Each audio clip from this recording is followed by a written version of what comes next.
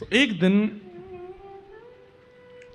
निकुंज में एक खंभ की टेक लगाकर के श्याम सुंदर बैठे हैं और अत्यंत गहन चिंतन में हैं।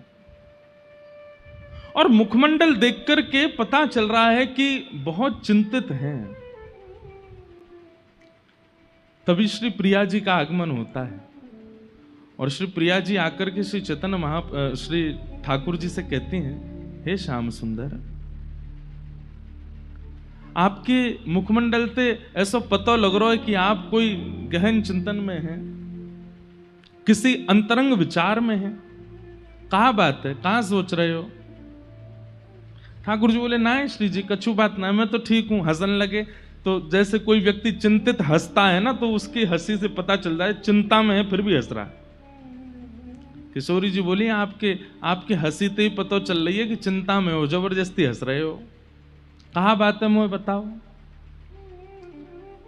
बहुत पूछने पर भी ठाकुर जी नहीं बोले।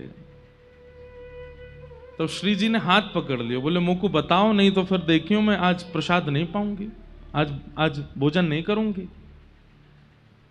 हठ पूर्वक जब किशोरी जी पूछने लगी, तब ठाकुर जी कहते हैं, मैंने ब्रजवासीन को कितनों विरह दियो ना। जिन ब्रजवासीन ने मुझको पलकन पे रखो, जिन यशोदा मैया ने मुझको कभी अपनी गोद ते उतरन नहीं दियो, जो नंद बाबा मेरे पीछे पीछे डोलो करते, जो गोपियां जिनका जीवन ही केवल मैं था, ये मधुमंगल श्रीदामा, ये जितने मेरे भक्त हैं, जितने मेरे सखा हैं, इनको जीवन प्राण में है, तो मेरे सिवा इनने कोई को कछु महत्व ही नहीं दियो। और आप तो केवल दर्शन भी मेरे देखती भी मुझे हैं, श्रृंगार भी मेरे भाव से करती हैं,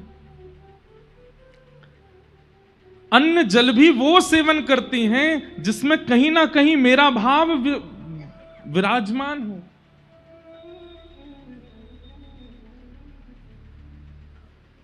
मैंने बहुत विरह दिया। किशोरी जी बोली, अब आप इस बात का चिंतन क्यों कर रहे हैं? इसके चिंतन का भाव क्या है? ठाकुर जी कहते हैं, मैंने गीता में एक बात कही है। बोले, कहा, ये यथामाम प्रपद्यन्ते ताम तथैव भजाम्य हम। जो मुझे जैसे भजता है, मैं भी फिर उसको वैसे ही प्राप्त करता हूं। श्री जी बोली, मतलब? बोले, मोए कभी कभी इतना भार लगे अपने ऊपर, यशोदा मैया के अश्रुबिंद, मधुमंगल श्रीदामा के अश्रुबिंद, मेरी प्राण प्रिया श्री किशोरी जी के अश्रुबिंद, इन गोपीन के अश्रुबिंद, ये सब अश्रुबिंद मुंह को बहुत भार लगे। मैं निर्दयी नहीं हूं, पर मुंह को लीला संवरण के लिए निर्दयी बनना पड़ो, और मैं हृदय पे पत्थर रख के ब्रज छोड़ के चलो गयो। मैं तो रहो द्वारिका में, मैं तो रहो मथुरा में, इतने सुख में विराजो, और मेरे ब्रजवासी दिन रात रोते रहते मेरी याद में। श्री जी, मैं इतना निष्ठुर नहीं हूं। तो राधा रानी बोली, मैं जानू आप नहीं है निष्ठुर, आप क्यों ये विचार कर रहे हैं? बोले, नहीं ना, मेरे चित्त में वो भार बन के बैठी है बात। किशोरी जी बोली, तो क्या चाह रहे हैं आप? बोले, अब मैं रोऊंगा, अब मैं रुदन करूंगा, और जितनों ब्रजवासी मेरे लिए रोए हैं उतनों ही मैं रोऊंगा, और उनसे ज्यादा रोऊंगा, और रो रो करके, बिलक बिलक करके अपने यहां ऋण से मैं उऋण होऊंगा। श्री जी थोड़ी है तो मन से उदास बात सुन करके, पर हंस के बोल रही हैं, आप नहीं रो पाओगे। ठाकुर जी बोले, क्यों? मैं क्यों ना रो पाऊंगा? बोले, कौन के विरह में रोओगे? किसके विरह में? आपको विरह है किसका जिसके लिए आप रोओगे? आप एक बार कहते हैं श्री राधा, और आपके श्री राधा कहते ही मैं स्वयं को रोक नहीं पाती हूं, मैं तुरंत प्रकट हो जाती हूं। विरह होता है आपको? आप कहोगे, हे यशोदा मैया तोड़ी तोड़ी चली आवेगी। आप कहोगे, नंद बाबा 100 काम छोड़ करके आवेंगे। आप कहोगे, मधुमंगल श्रीदामा रूठे बैठे होंगे तो उठ के आ जाएंगे, लाला बुला रहे हो। आपको विरह होता कहां है तो आप रोओगे?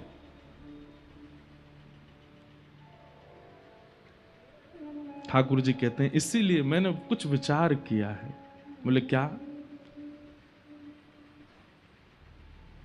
किशोरी जी मेरी बात ध्यान से सुनियो। किशोरी जी कह रही हाँ मैं सुन रही हूं, बताओ।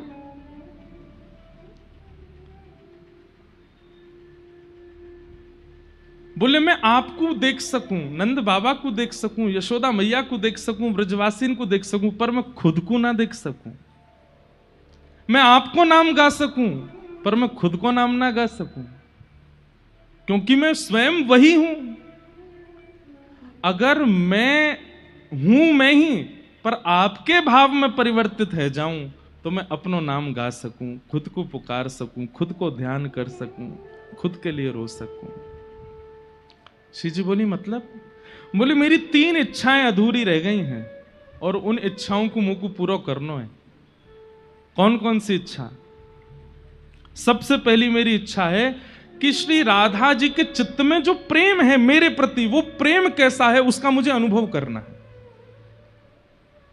मेरे हृदय में आपके प्रति कैसा प्रेम ये मैं अनुभव करके देख चुका, पर आपके चित्त में मेरे प्रति कैसा प्रेम है उसका मुझे अनुभव करना है। दूसरी बात, मेरे रूप माधुरी, जब मैं चलूं तो गोपीन के हृदय रूपी मयूर नृत्य करने लगे। जब मैं गोपीन को देखूं तो उनके हृदय में जैसे मानो कोई कटाक्ष कोई कर गए हो। मैं गैयान को देखूं, इन गैयान के थननते दूर बहने लगे। ऐसो मेरे रूप में कहा है, मैं अपने रूप को जानना चाहूं। जिस रूप लावण्य को देख करके गिरिराज जी की शिलाएं भी पिघल जाती हैं, उस रूप का आस्वादन मुझे ही करना है कि मेरे इस रूप में ऐसा क्या है, मेरी मधुरिमा में ऐसा क्या है जिससे यह सब हो जाता है। और तीसरी मेरी इच्छा,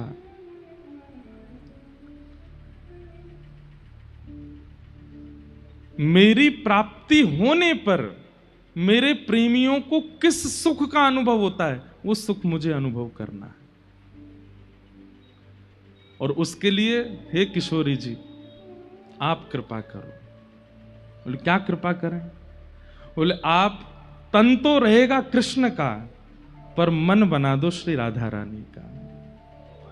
तन तो रहेगा मेरा ही पर उसमें जो भाव प्रकट होंगे वो होंगे आपके। और दूसरी बात, तन मेरा, भाव आपका और रंग भी आपका। ये रंग भी मुझे नहीं चाहिए। किशोर जी बोले क्यों? बोले क्योंकि भाव तो आपको आगे हो मेरे अंदर और तन मेरो है, लेकिन जब जब मैं अपने श्याम स्वरूप को देखूंगा तो मुझको विरह नहीं होगा, मुझे याद आ जाएगा ये तो मैं ही हूं।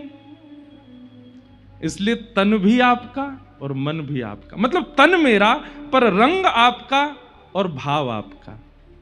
ऐसी कृपा मुझ पे करो। अपनी जैसी कंठ की माला पहनाई तो श्री कृष्ण को हृदय अंतर ध्यान और श्री राधा भाव चित्त में प्रकट है गए हो। लेकिन अपनी कांति देख करके ठाकुर जी का विरह नहीं आया।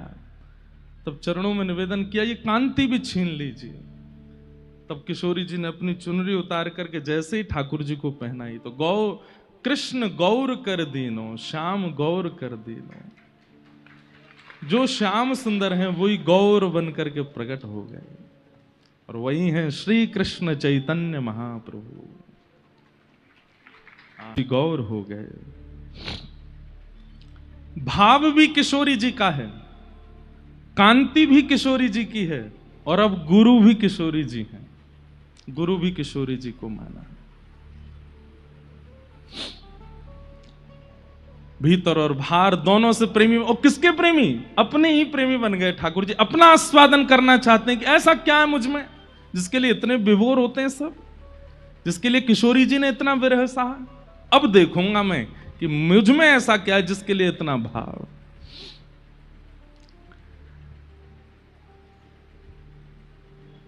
इस प्रकार श्री ठाकुर जी अपने भाव में परिवर्तित हो गए और श्री गौर हरि के रूप में श्री ठाकुर जी बने आए।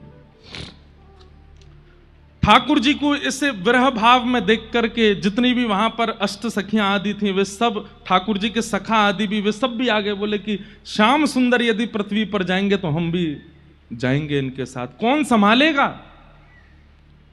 जैसे किशोरी जी विरह में रहती थी तो ललिता विशाखा आदि सब सखियां थीं उनको संभालने के लिए, श्याम सुंदर जाएंगे तो इन्हें कौन संभालेगा? तो सब सखियां भी अलग अलग रूप धारण करके आईं। तो श्री ललिता जी स्वरूप दामोदर दास जी के रूप में प्रकट हुई, श्री विशाखा जी राय रामानंद जी के रूप में प्रकट हुई, भगवान के सुबल सखा ये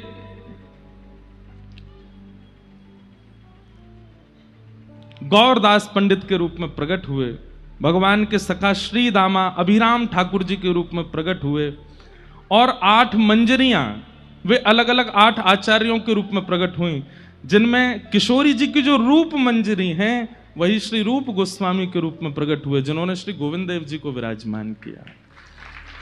जो लवंग मंजरी हैं आप ही सनातन गोस्वामी के रूप में प्रकट हुई, गुण मंजरी श्री गोपाल भट्ट गोस्वामी जी के रूप में प्रकट हुई, तुलसी मंजरी दास गोस्वामी जी के रूप में, विलास मंजरी जीव गोस्वामी जी के रूप में, और मुंजला मंजरी श्री लोकनाथ गोस्वामी जी के रूप में प्रकट हुए।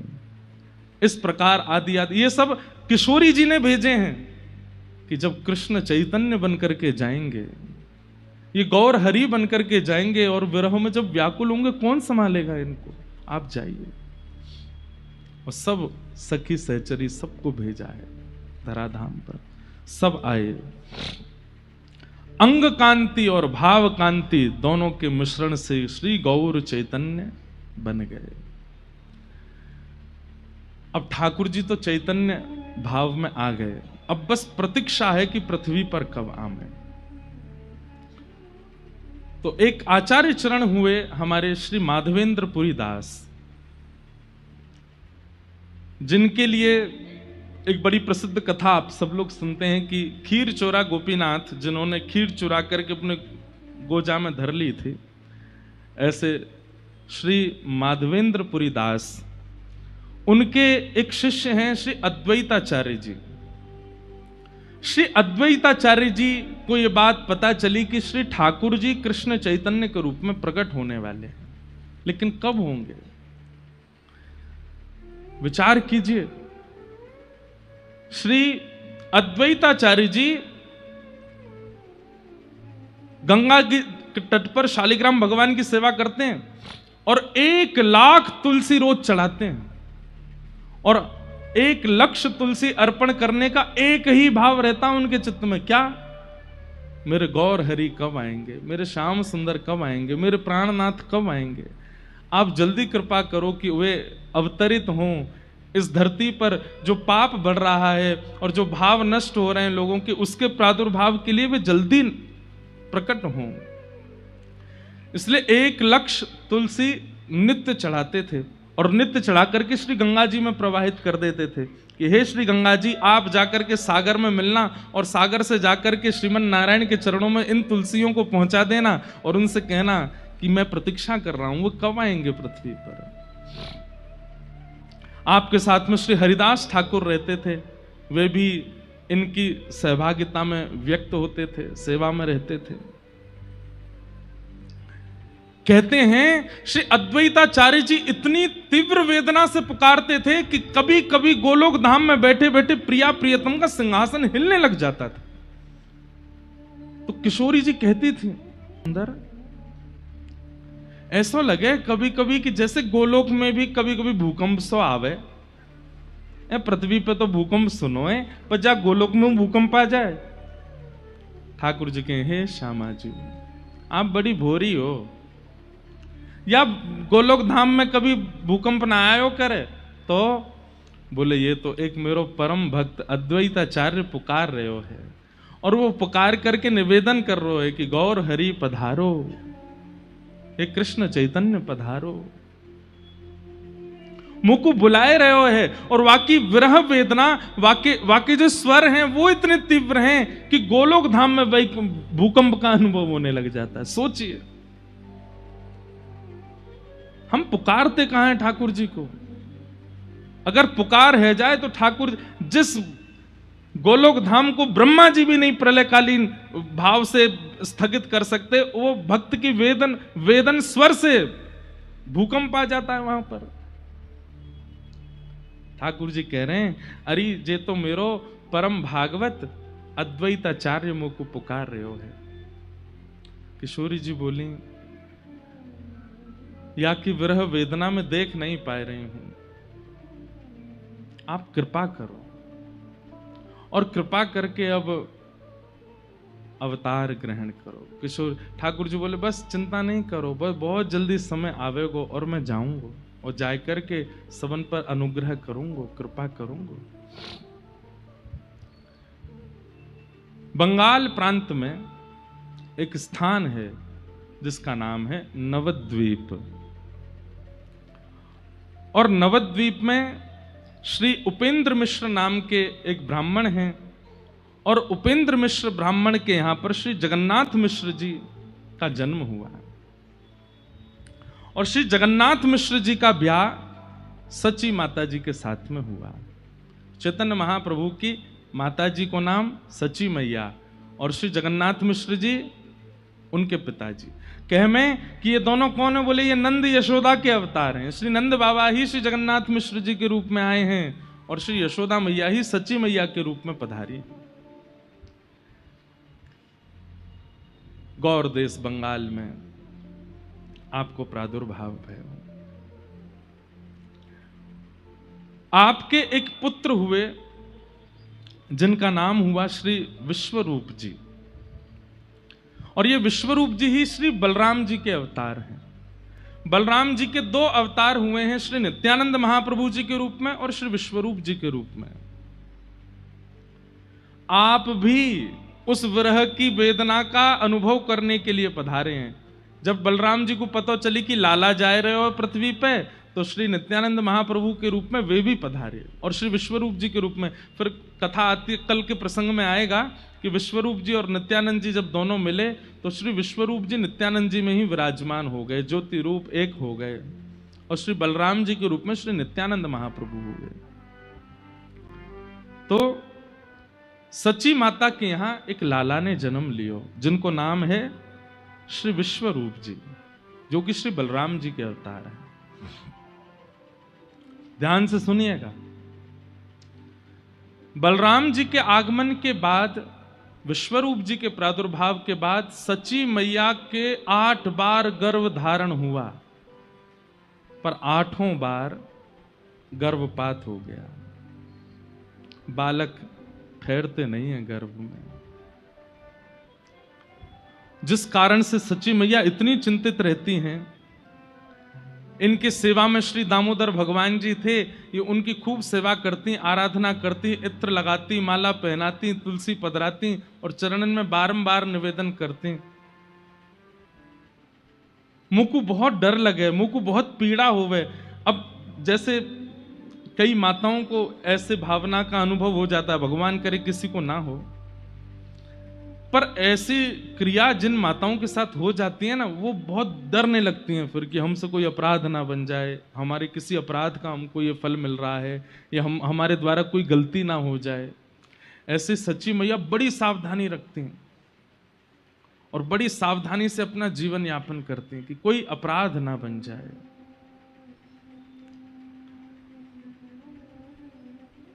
दामोदर भगवान जी की सेवा करती हैं और सेवा करके केवल ये कहती हैं कि हे दामोदर नाथ, आप कृपा करो, मैं अब कोई अपराध नहीं करूंगी, पवित्रता को ध्यान रखूंगी, सब मंगलमय हो, बस एक बालक और जीवन में आ जाए, आप जैसो ही आ जाए, आपकी सेवा करवे वारो, आपको भजवे वारो, आपको प्राप्त करवे वारो आ जाए।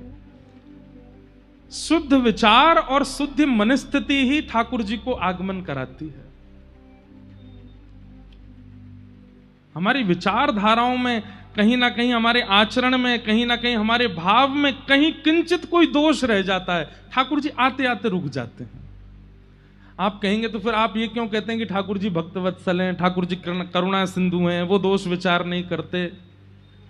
ठाकुर जी नहीं करते विचार, पर एक बात जो श्रीमद् भागवत जी में ठाकुर जी गोपियों से कहते हैं कि मैं पुकारने पर इच्छुक तो इतना होता हूं कि दौड़ करके चला जाऊं, पर तभी मुझे विचार आता है कि कहीं दोष युक्त व्यक्ति है और तब भी मैं पहुंच गया तो उसके मन में ये भाव आ जाएगा कि आचार्य चरण तो ऐसे ही बोलते थे कथा में, मैं तो खूब दोषी था फिर भी आ गए ठाकुर जी।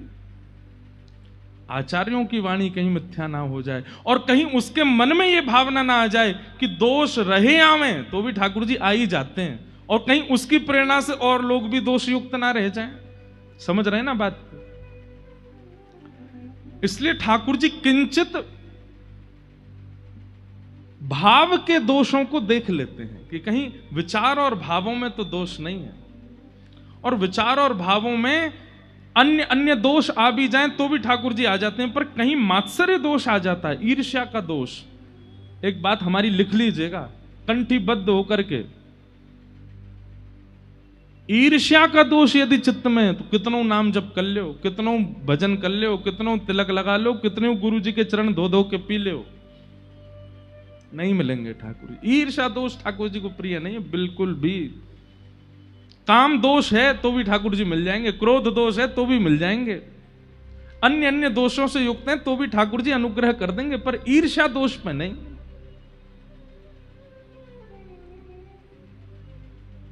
सची मैया परम पवित्र हैं हृदय से और नित्य श्याम सुंदर को पुकारती हैं। अब देखो एक चीज आपको सब जगह मिलेगी कि आचार्य चरणों की माताओं का जीवन देखो।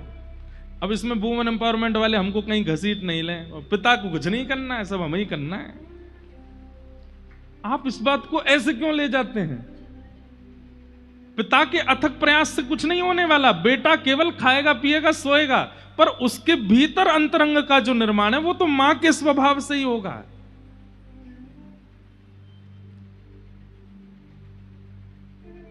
ऐसा भी होता है कि कई बार ठाकुर जी कृपा कर देते हैं तो मां भी अपवित्र है, पिताजी भी अपवित्र है, लेकिन बालक शुद्ध हो जाते हैं। तो कहते हैं कि मां के अंदर जो उनकी मां का गुण था वो गुण ठाकुर जी ने कृपा करके उस बालक में दे दिया। तो कई बार नानी का गुण, दादी का गुण, परदादी का गुण भी बालकों में आता है, पर यह बात निश्चित है कि आएगा मां से ही। इसलिए मां का पवित्र होना बहुत। कल हम लोग सुन रहे थे कि वहां श्री रामानुजाचार्य जी की माता जी या फिर श्री सटकोप स्वामी जी की माता जी, वो भी ठाकुर जी को देख करके मन में भाव रखते हैं आप जैसा लाला हो जाए, बस आपकी सेवा करने वाला हो जाए। संतान प्राप्ति में एक नियम तो विशेष ध्यान रखिए, विष्णु आराधनार्थाय।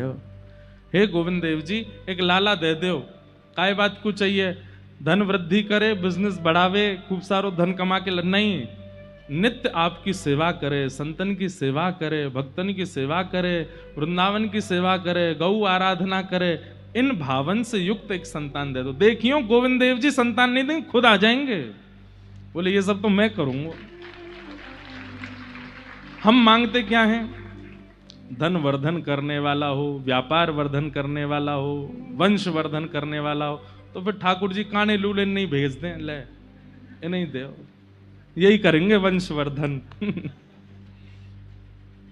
लेकिन जब ठाकुर जी से कहते हैं कि संत सेवा, हरि सेवा, गौ सेवा, भजन सेवा, सत्संग सेवा, धाम सेवा, इन सब निष्ठाओं से युक्त एक संतान चाहिए, तो कई बार गोविंद देव जी पूछते होंगे किशोरी जी मैं चलो जाऊं का, क्योंकि यहाँ की भावना में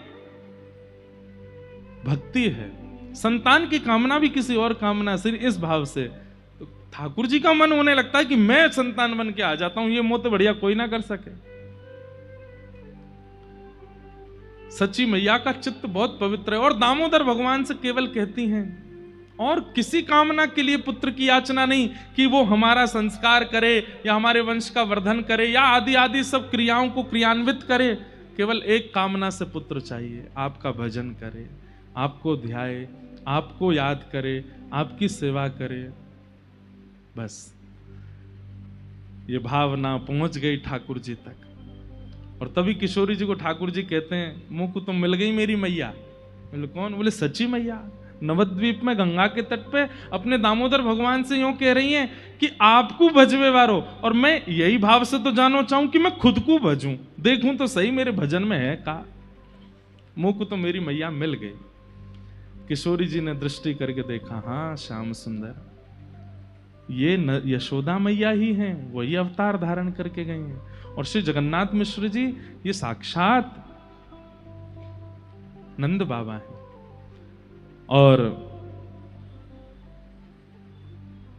जिस प्रकार एक राजा कभी फकीरी का अनुभव करना चाहता हो तो सिंहासन पर बैठ करके नहीं कर सकता, अपने सिंहासन से उतर करके जाएगा, रूप बदल करके जाएगा, फकीरों के बीच में रूप बदल के बैठेगा, तभी फकीरी का अनुभव होगा। ठीक उसी प्रकार श्याम सुंदर अपनी प्रेम लक्षणा भक्ति, विरहा भक्ति का अनुभव करने के लिए श्री नुकुंज से सबको प्रणाम करके और सच्ची मैया के गर्भ में विराजमान हो गए, पधार गए। अब देखो, ध्यान से सुनना, दामोदर भगवान को प्रणाम करके और बस यही कामना है कि बालक हो जाए, और बस ये प्रणाम करती करती, यही चिंतन करती करती सच्ची मैया सोई, और उसी रात्रि श्री ठाकुर जी उनके गर्भ में पधारे। और जैसे ही गर्भ में आए हैं श्याम सुंदर, सच्ची मैया को स्वप्न आना प्रारंभ हुआ। और आपने स्वप्न में क्या दर्शन किया? स्वप्न में आपने दर्शन किया कि आप श्री जगन्नाथ मिश्र जी के साथ में जगन्नाथपुरी दर्शन करने गए। जगन्नाथ भगवान का दर्शन करने के लिए गए हैं।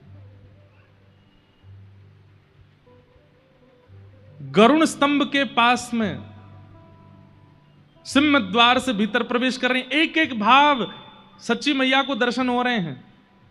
ये भावना छूटने ना पाए, ध्यान से सुनिएगा।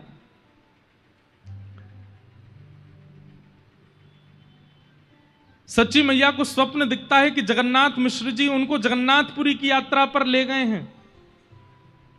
सिंह द्वार से भीतर प्रवेश कर रही हैं। पतित पावन भगवान सब दर्शन कर रहे हैं, लेकिन पतित पावन भगवान सच्ची मैया को देख रहे हैं अपनी नेत्रों से। और जैसे ही नेत्र उनकी तरफ हुए तो सच्ची मैया बोलती हैं, हे जगन्नाथ मिश्र जी देखियो, ऐसा लग रहा है पतित पावन भगवान मुझे देख रहे हैं। बोले नहीं, तुम्हें नहीं देख रहे, वो सामने ही देख रहे हैं। आप लोग जगन्नाथपुरी गए हैं ना, वो द्वार पे ही भीतर प्रवेश करते ही पतित पावन भगवान है। सीढ़ियां चढ़ने लगी सच्ची मैया, स्वप्न देख रही हैं। और जैसे ही परिक्रमा लगा करके जा रही हैं तो क्या देख रही हैं? जगन्नाथपुरी मंदिर में जितने भी मंदिर देवालय हैं, सबके ठाकुर जी अपने अपने द्वार देहरी पर बाहर आकर के सच्ची मैया को प्रणाम कर रहे हैं। और ये देख करके सच्ची मैया बार बार जगन्नाथ मिश्र जी से कह रही, देखियो ये तो देवता सब बाहर आ गए, ये देखो ये भी देवी बाहर आ गई, ये तो गणेश जी बाहर बैठे हैं। बोले बाहर नहीं है देवी, अंदर बैठे हैं सब। सच्ची मैया को स्वप्न अनुभव हो रहा है। जैसे ही आपने जगन्नाथ मंदिर में प्रवेश किया और गरुण स्तंभ के पास से दर्शन की आज भी विधा है। गरुण स्तंभ के पास जाकर के जैसे ही सच्ची मैया ने पहले बलभद्र जी को देखा, सुभद्रा जी को देखा, और जैसे ही जगन्नाथ जी को देखा तो जगन्नाथ जी को देखते ही जगन्नाथ जी मंद मंद मुस्काने लगे और मुंह खोल खोल करके बार बार जैसे मानो मैया मैया कहकर के सच्ची मैया को पुकार रहे हूं। और तभी अचानक से विशाल विग्रह श्री जगन्नाथ जी का धीमे धीमे धीमे धीमे छोटा होता चला गया। अचानक से श्री जगन्नाथ जी की भुजाएं प्रकट हो गई, चरण प्रकट हो गए, और नन्हे से गोपाल जी बन करके ब्रह्म वेदी से उतर करके दोहरियां दौड़ करके आए और सच्ची मैया की गोद में आकर के लिपट गए। ये स्वप्न सच्ची मैया ने देखा। बंधुओं, श्री गौर हरि कौन है? जब लीला संवरण करते हैं श्री चैतन्य महाप्रभु, प्रकट भी श्री जगन्नाथ जी से हो रहे हैं आज सच्ची मैया के पास में। और जब आप लोग सुनेंगे कि श्री चैतन्य महाप्रभु लीला विजय कर गए, तो उस दिन भी सुनेंगे कि दौड़ करके श्री जगन्नाथपुरी मंदिर में प्रवेश करते हैं और गरुण स्तंभ के पीछे से दौड़ करके जाते हैं और श्री जगन्नाथ जी में ही विलीन हो जाते हैं। चैतन्य महाप्रभु साक्षात श्री कृष्ण हैं, कोई अंतर नहीं। घबरा करके मैया के नेत्र खुले और यही स्वप्न सच्ची मैया जगन्नाथ जी को सुनाती हैं। जगन्नाथ मिश्र अपने पति देव को, मैंने अभी एक स्वप्न देखो। बोले कहा? बोले ऐसे हम लोग जगन्नाथपुरी गए और वहां पर जगन्नाथ जी छोटे लाला बन गए और वही दौड़ करके आके मेरी गोद में आकर के बैठ गए। मैं उनको खिला रही हूं, उन्हीं को हृदय से लगा रही हूं। देवी ये तो शुभ है, ठाकुर जी का दर्शन होना स्वप्न में, ये तो अच्छी बात है, इसमें चिंता क्यों करती हो? चलो स्नान ध्यान करो, सेवा करो।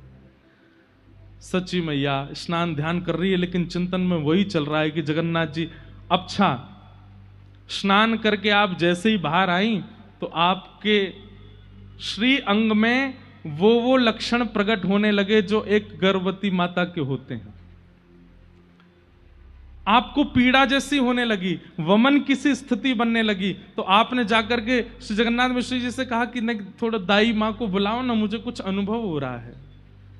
तो जैसे ही दाई माँ आई, आकर के उन्होंने जैसे ही सच्ची मैया की नाड़ी देखी और देख करके तुरंत प्रसन्न होकर के श्री जगन्नाथ मिश्र जी से कहा, बधाई हो, घर में नन्ही किलकारी आवे वारी है, आज सच्ची मैया को गर्भ होने का अनुभव हो रहा है।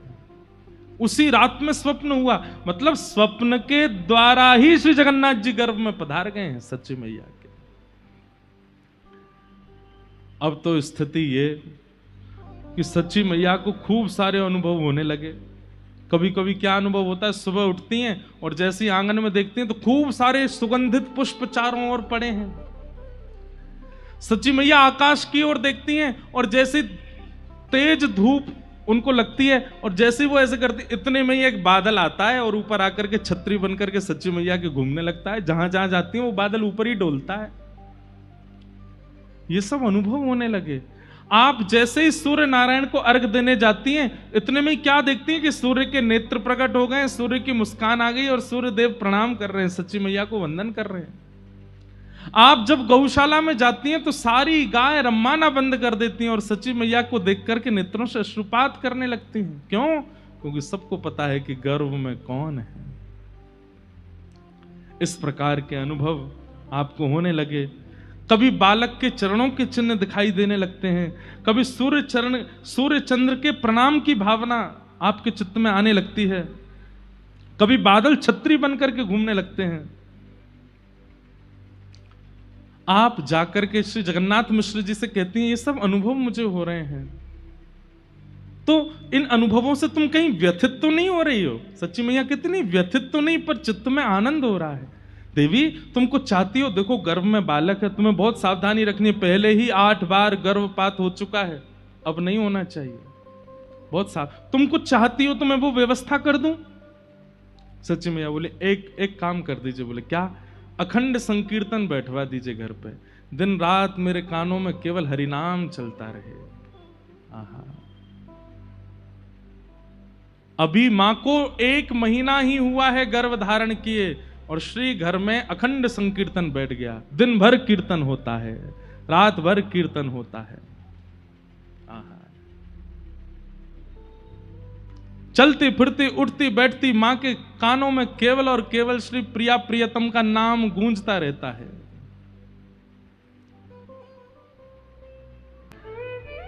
ऐसे नाम संकीर्तन होता है और चलते फिरते उठते बैठते खाते पीते नाचते रहती हैं श्री सच्ची मैया। भोजन भी बनाती हैं तो भी हरि बोल हरि बोल हरि बोल, स्नान भी करती हैं तो हरि बोल, वस्त्र धारण करती हैं तो हरि बोल, कोई भी क्रिया कर रही हैं। और उस परिस्थिति में जब गर्भ में बालक है, 13 महीने तक गर्भ में रहे गौर हरि चैतन्य महाप्रभु। यहां पर सच्ची मैया की स्थिति तो ऐसी है कि बस कीर्तन सुनती हैं और नृत्य करती रहती हैं। और यहां नवद्वीप से थोड़ी ही दूरी पर शांतिपुर नाम का एक ग्राम है, जहां गंगा जी के तट पर अद्वैत जो बुला रहे हैं चैतन्य महाप्रभु को, पुकार रहे हैं। श्री अद्वैताचार्य जी रोते हैं और नित्य पुकारते हैं, हे प्रभु कब आएंगे आप, कब आएंगे आप, हे गौर हरि कब कृपा करेंगे आप। आप नित्य 1 लाख तुलसी अर्पित करते थे, हम सुन रहे थे अभी, और नित्य के भांति उन 1 लाख तुलसियों को पहले ठाकुर जी पर अर्पण करते, फिर उन सब 1 लाख तुलसियों को लेके जाते, एक एक गंगा जी में डालते कि आप जाके समुद्र में जब मिलें तो क्षीर सागर में ठाकुर जी के चरणों में कहना कि वो आम है। लेकिन आज जैसे ही अद्वैत प्रभु गंगा जी के तट पर गए, बगल में ठाकुरदास बैठे हैं, श्री हरिदास ठाकुर बैठे हैं। और तभी आप जैसे ही तुलसी अर्पण करने लगे, पुष्प अर्पण करने लगे, तो शांतिपुर से वो पुष्प और तुलसी आगे की ओर न जाकर के पीछे की ओर जाने लगे। मतलब धारा इधर की है, गंगा जी नवद्वीप से आ रही हैं, कहां? शांतिपुर, और शांतिपुर से आगे गंगा सागर में जा रही हैं। लेकिन आज जब तुलसी और पुष्प अर्पण कर रहे हैं तो गंगा जी की धारा तो इधर की है, लेकिन तुलसी और पुष्प वे उल्टे जा रहे हैं, पीछे की ओर प्रस्थान कर रहे हैं। और ये दृश्य देख करके श्री अद्वैताचार्य जी व्याकुल हो गए और तुरंत हरिदास ठाकुर जी को बुलाया। बोले देखो ये क्या हो रहा है? बोले गुरुदेव ये तो आश्चर्य है, ये तुलसियां, ये पुष्प, ये उल्टे क्यों जा रहे हैं, ये धारा में क्यों नहीं बह रहे हैं?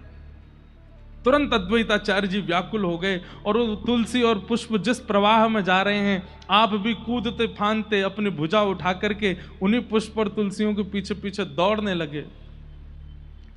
घाटों को लांघते हुए, नगरों को पार करते हुए पहुंच गए नवद्वीप। और वो 1,00,000 तुलसियां और पुष्प एक साथ नवद्वीप में प्रवेश करती उल्टी धारा में। और तभी आप पहुंचे नवद्वीप, और नवद्वीप में क्या देखा? एक महिला स्नान कर रही हैं, गर्भवती माता जी, और वे 1,00,000 तुलसी और पुष्प जाकर के उन्हें घेर लेती हैं और चारों तरफ बस उन मैया के ही घूम रही हैं। वो मैया अपने हाथों से दूर करती हैं, लेकिन वो तुलसी बह बह करके उनके गर्भ के आसपास आकर के स्पर्श करने लगती हैं। वो और कोई नहीं, श्री सच्ची मैया है। सच्ची मैया स्नान कर रही हैं। श्री अद्वैताचार्य जी बाहर बैठ करके दर्शन कर रहे हैं और नेत्रों से अविरल अश्रुधार गिर रहे हैं। हरिदास ठाकुर कहने लगे, आचार्य क्या हुआ?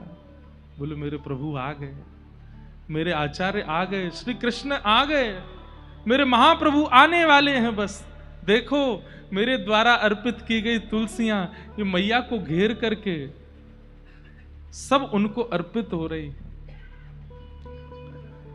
सच्ची मैया खूब देर स्नान करती रही। ये तुलसी पुष्प पता नहीं कहां से इतने आ गए सब मेरे समीप, लेकिन वो सब उनके अंग पे स्पर्श कर रहे हैं। सच्ची मैया स्नान करके जैसे ही बाहर आई तो श्री अद्वैताचार्य जी दंडवत प्रणाम करने लगे। उनका प्रणाम देखते ही सच्ची मैया घबरा गई। हे आचार्य चरण, आप ये क्या कर रहे हैं? आप मुझे प्रणाम क्यों कर रहे हैं? आप मुझे प्रणाम मत कीजिए, ये पाप मत चढ़ाइए।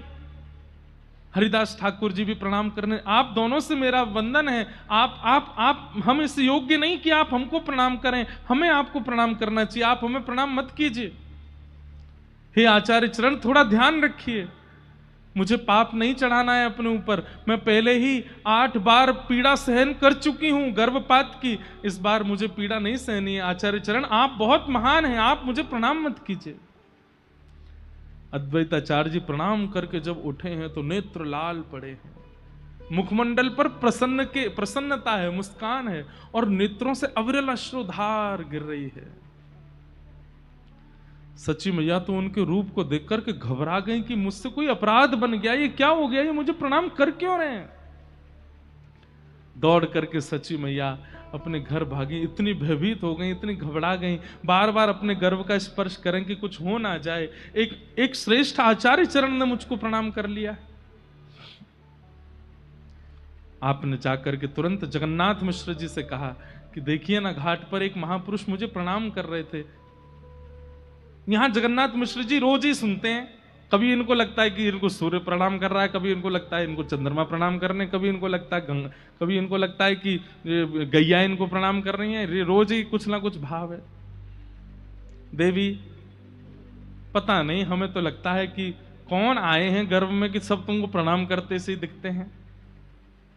मैं कुछ भाव नहीं बना रही हूं मन से, आप जाकर के देखिए, वहां पर श्री साक्षात अद्वैताचार्य जी मुझे प्रणाम कर रहे थे।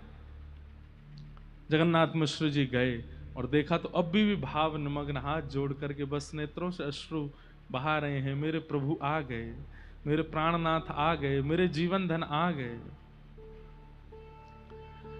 जगन्नाथ मिश्र जी ने जाकर के प्रणाम किया, वंदन करते हुए कहा, हे प्रभु, आपकी इस प्रकार की इस लीला का मैं क्या अर्थ लगाऊं? आपने सच्ची को प्रणाम क्यों किया? अद्वैत आचार्य जी बोले मेरे पास शब्द नहीं है बताने को, मैं बस ये कह सकता हूं जो सुख त्रेता में दशरथ और कौशल्या को प्राप्त हुआ, जो सुख द्वापर में नंद यशोदा को प्राप्त हुआ, वो सुख कलयुग में आपको और आपकी गृहिणी को प्राप्त होने वाला है। बस प्रतीक्षा कीजिए, अब जल्दी ही आनंद होगा। इस विश्व में पुनः कृष्ण संकीर्तन होगा, पुनः नाम संकीर्तन होगा, पुनः राधा भाव कृष्ण भाव की स्थापना होगी। बस प्रतीक्षा कीजिए, पवित्र हृदय से प्रतीक्षा कीजिए। आज जगन्नाथ मिश्र जी को भी विश्वास हो गया कि सच्ची मन से भाव नहीं बना रही है, सच में उसे अनुभव हो रहे हैं। सबके प्रणाम का। जगन्नाथ मिश्र जी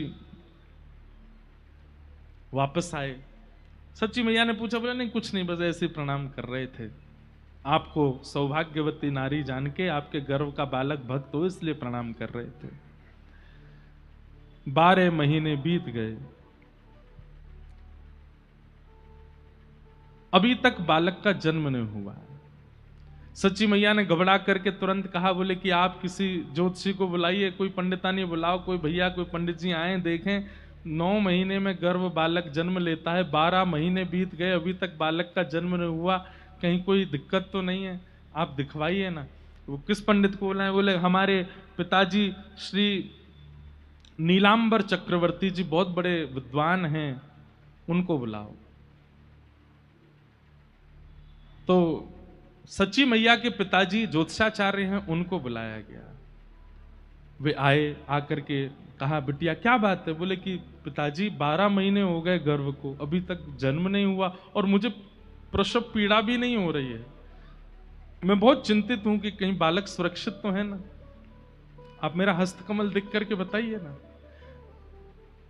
नीलांबर चक्रवर्ती जी ने कई बार अपनी बेटी का हाथ देखा है, वे जानते थे सब, लेकिन आज जैसे ही हस्तकमल आगे किए हैं तो हस्तकमल की जितनी भी रेखाएं थी, उन रेखाओं में रेखा हमारी आपकी तरह नहीं थी, मानो जैसे शंख बन रहा हो, पद्म बन रहा हो, चक्र बन रहा हो, रेखाएं परिवर्तित हो गई।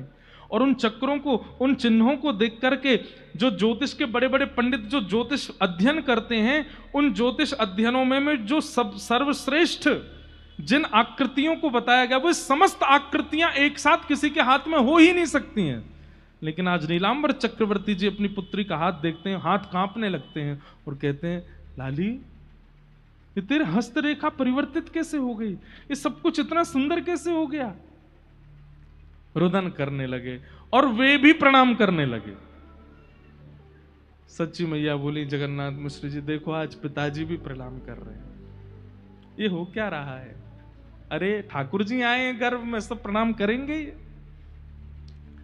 लाली तू चिंता मत कर, पूर्ण समय लेने दो, ये जो भी हैं ये अत्यंत श्रेष्ठ हैं, अत्यंत महापुरुष हैं, वे निश्चित ही अपने परिपूर्ण भाव से प्रकट होंगे, इसलिए तुम बिल्कुल निश्चिंतित होकर, निसंकोच होकर के ये ऐसा बालक जन्म लेगा जिस बालक के जन्म लेने से तुम और तुम्हारा पूरा कुल सौभाग्य मानेगा। बस प्रतीक्षा करो। धीरे धीरे धीरे 13वां महीना प्रारंभ हुआ और धीमे धीमे आ रही है होली, यानी कि फाल्गुन का महीना। और जैसे ही फाल्गुन की द्वादशी आई है, फाल्गुन की पूर्णिमासी आई है, आहा फाल्गुन पूर्णिमा का दिन है और उस दिन चंद्र ग्रहण भी है, चंद्र ग्रहण भी है। कहते हैं ग्रहण काल में किया गया कोई भी भजन, कोई भी उत्सव, कोई भी मंत्रोच्चारण, वह इतना फल देता है जितना उसके अनुष्ठान, और वो सर्वश्रेष्ठ अनुष्ठान क्या बोलते हैं उसको, क्या, पुरुषण करने से जो फल प्राप्त होता है वो ग्रहण काल में एक बार मंत्र बोलने मात्र से हो जाता है। कितना सुंदर भाव प्रस्तुत करते हैं आचार्य चरण कि श्री चैतन्य महाप्रभु शरद पूर्णिमा को ही क्यों प्रकट हुए? सबसे पहली बात, क्योंकि वे श्री राधा भाव युक्त होकर के आए हैं।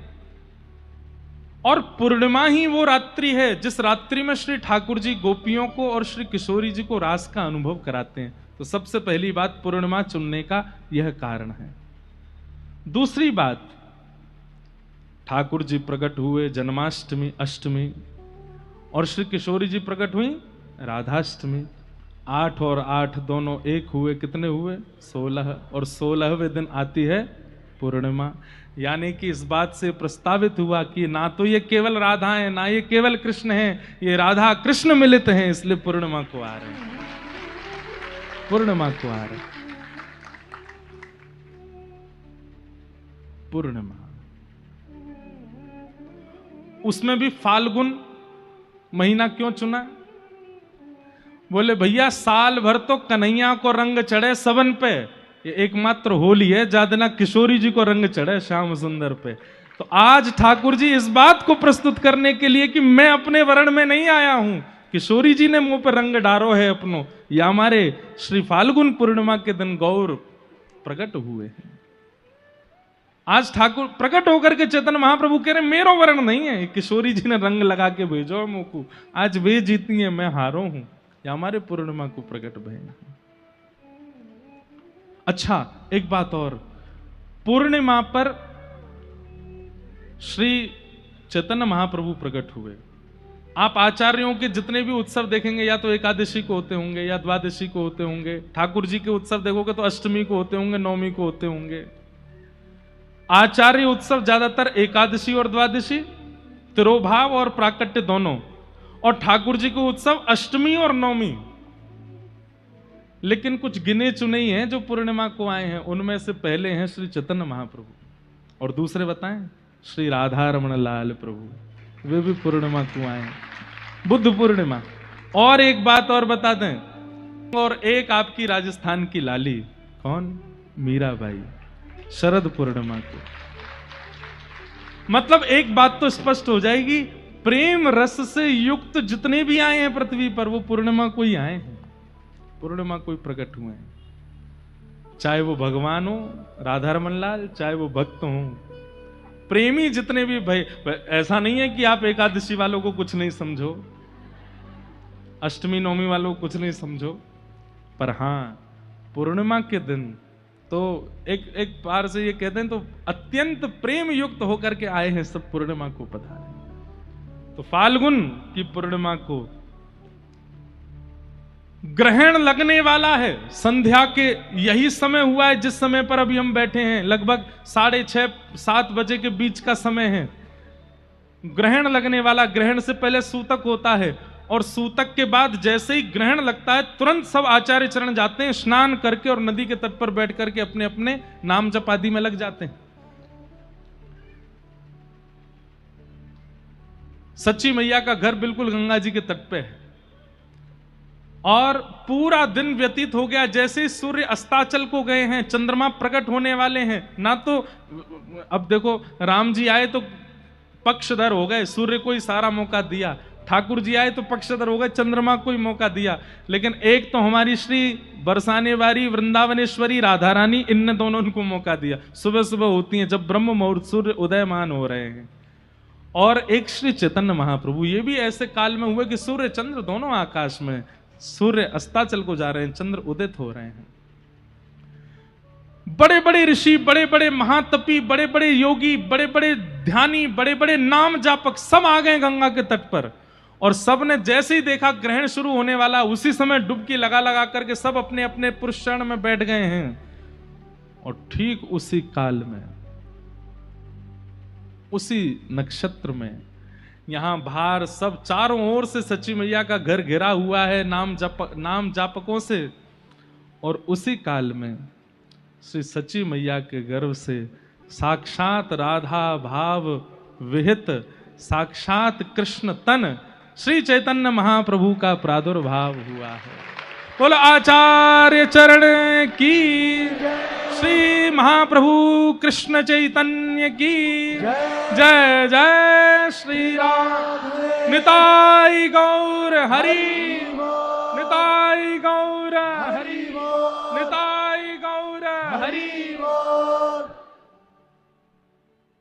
आप सबने तो जय जयकार करी, लेकिन वहां क्या हुआ?